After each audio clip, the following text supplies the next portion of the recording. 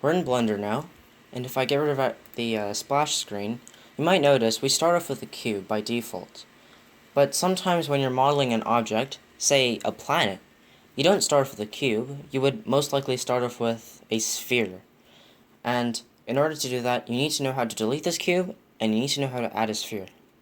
So in order to delete anything in Blender, whether it be this cube, or if I enter edit mode by hitting tab and clicking on a vertice, I can delete that vertice too.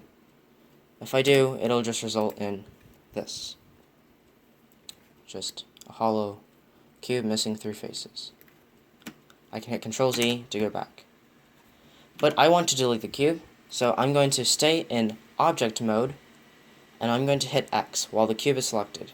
I'm going to hit X, and you might notice it says OK, and I do indeed want to delete it, so I'll click delete. And now it's gone. Now, in order to add an object, we hit Shift A.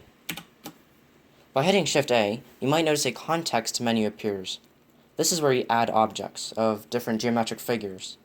We'll just be focusing on the mesh context. And if you go to mesh, you have a plane, cube, circle, UV sphere, icosphere, cylinder, cone, and torus, as well as these other two, which we won't be using. We'll go up to UV sphere. That is precisely what we want. And you can add other objects too. So if I hit Shift A again,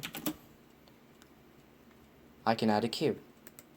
And you might notice the cube encompasses the sphere.